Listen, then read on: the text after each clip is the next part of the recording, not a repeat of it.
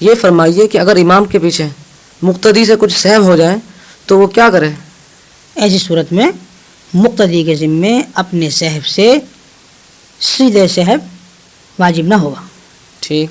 اب یہ فرمائیے کہ اگر کوئی شخص امام کے پیچھے رہ جانے والی اپنی بقیہ نماز پوری کر رہا ہو اور اس سے کوئی غلطی ہو جائے تو اس صورت میں وہ کیا کرے؟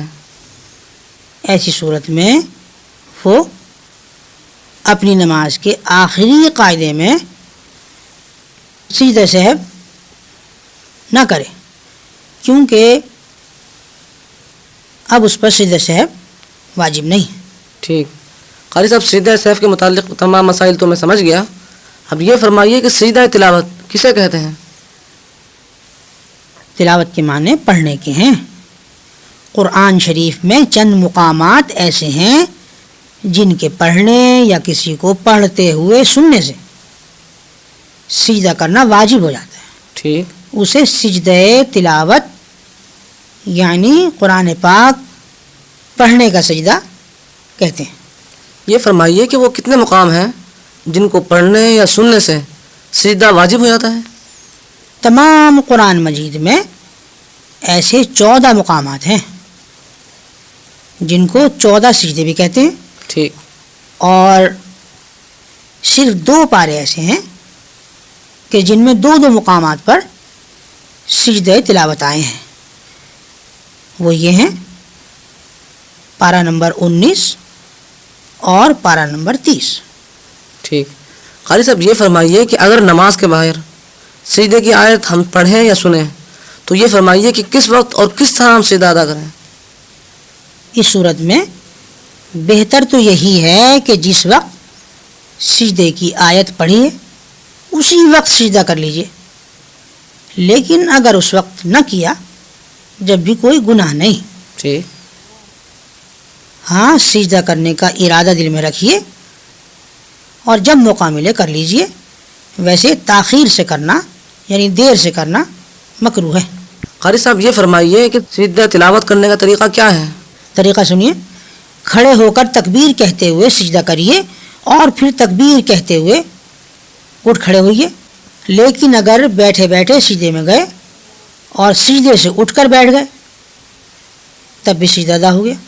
یہ فرمائیے کہ سجدہ تلاوت کرنے کے لیے کیا کیا شرائط ہیں؟ جو شرائط نماز کی ہیں وہی سجدہ تلاوت کی ہیں. ٹھیک. یعنی بدن، کپڑے اور جگہ کا پاک ہونا، سطر ڈھکنا، قبلے کی طرف منہ کرنا اور سجدہ تلاوت کی نیت کرنا. سجدہ تلاوت کن چیزوں سے فاسد ہو جاتا ہے؟ جن چیزوں سے نماز فاسد ہو جاتی ہے یعنی ٹوٹ جاتی ہے جی انہی چیزوں سے سجدہ تلاوت بھی فاسد ہو جاتا ہے. قاری صاحب یہ فرمائیے کہ اگر ایک مجلس میں ہم سجدے کی 2 آیتیں پڑھیں یا ایک ہی آیت 2 مجلسوں میں پڑھیں تو اس کے متعلق کیا حکم ہے؟ ایک مجلس میں جتنی مختلف سجدوں کی آیتیں آپ نے پڑھی جی یا ایک آیت جتنی مجلسوں میں مقرر پڑھی جی اتنے سجدے واجب ہوں گے. ٹھیک. یہ فرمائیے کہ اگر کوئی شخص قرآن شریف کی تلاوت کرتے وقت آگے پیچھے سے پڑھ لے اور صرف آیت سیدھا چھوڑ دے تو یہ کیسا ہے؟ ایسا کرنا مکروہ ہے. سجدہ تلاوت کی آیت جب آئی ہے اسے ضرور پڑھنا چاہیے. ٹھیک. قاری صاحب یہ بھی فرمائیے کہ اگر تلاوت کرنے والا ایسی جگہ تلاوت کر رہا ہو کہ وہاں اور لوگ بھی بیٹھے ہوں تو وہ سجدے کی آیت آہستہ پڑھ لے اس نیت سے کہ اور لوگ نہ سنیں تو اس کے متعلق کیا حکم ہے؟ جائز ہے بلکہ بہتر یہی ہے کہ آہستہ پڑھیں. ٹھیک. قاری صاحب ان نماز کے مسائل کے متعلق تو میں الحمدللہ سمجھ گیا. اب یہ فرمائیے کہ اللہ تعالیٰ کے ساتھ مسلمانوں کو یعنی ہمیں کیا کیا عقیدے رکھنے چاہیے؟ سنیے اس کی کافی لمبی تفصیل ہے. نمبر 1 اللہ تعالیٰ ایک ہے. نمبر 2 اللہ تعالیٰ ہی عبادت اور بندگی کے لائق ہے اور اس کے سوا کوئی بندگی یا عبادت کے لائق نہیں.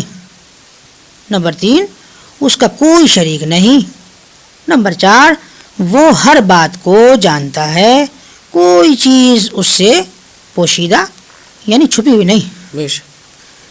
نمبر 5 وہ بڑی طاقت اور قدرت والا ہے۔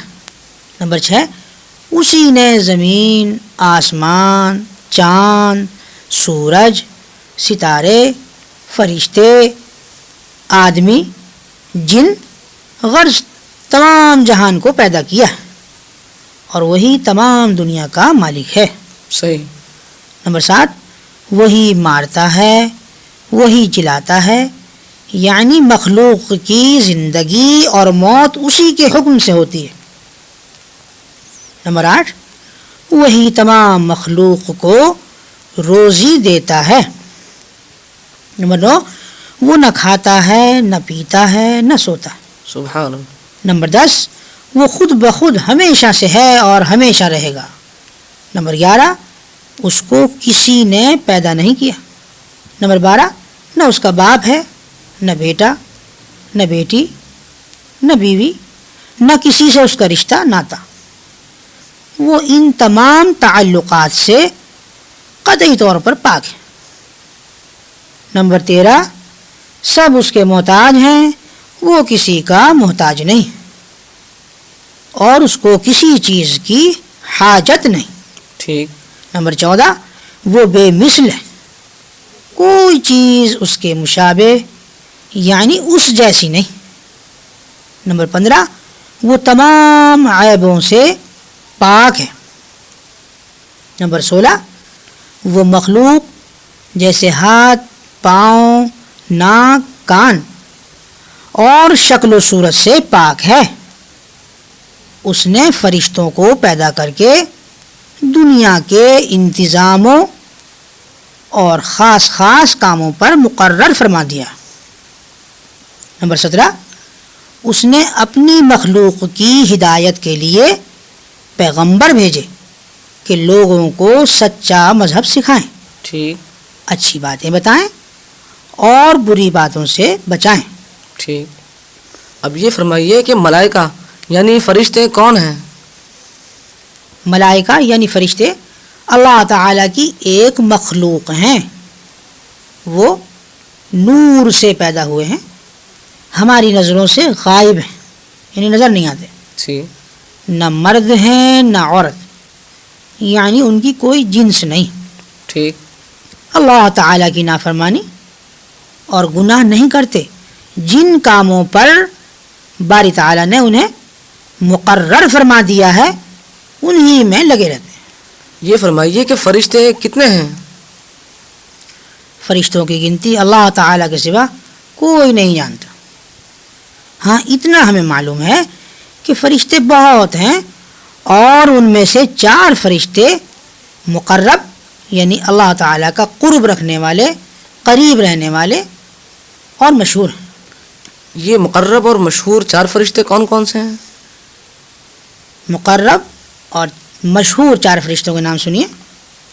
اول حضرت جبرائیل علیہ السلام، دوسرے حضرت اسرافیل علیہ السلام، تیسرے حضرت میکائیل علیہ السلام، اور چوتھے حضرت عزرائیل علیہ السلام۔ اب قاری صاحب یہ فرمائیے کہ فرشتوں کے ذمے کیا کیا کام ہیں؟ جی سنیے، حضرت جبرائیل علیہ السلام اللہ تعالیٰ کے احکامات اور کتابیں پیغمبروں کے پاس لاتے تھے۔ بعض مرتبہ انبیاء علیہ الصلاۃ والسلام کی مدد کرنے اور اللہ تبارک و تعالی اور رسول کے دشمنوں سے لڑنے کے لیے بھی بھیجے گئے۔ بعض مرتبہ اللہ تعالیٰ نے نافرمان بندوں پر عذاب بھی انہی کے ذریعے سے بھیجا۔ ٹھیک۔ حضرت میکائیل علیہ السلام مخلوق کو روزی پہنچانے اور بارش وغیرہ کے انتظام پر مقرر ہیں، صحیح۔ اور بے شمار فرشتے ان کی ماتحتی میں کام کرتے ہیں۔ بعض بادلوں کے انتظام پر مقرر ہیں، جی بعض ہواؤں کے انتظام پر مامور ہیں، ٹھیک۔ اور بعض دریاؤں، تالابوں اور نہروں پر مقرر ہیں۔ اور ان تمام چیزوں کا انتظام اللہ تعالیٰ کے حکم کے موافق کرتے ہیں۔ ٹھیک۔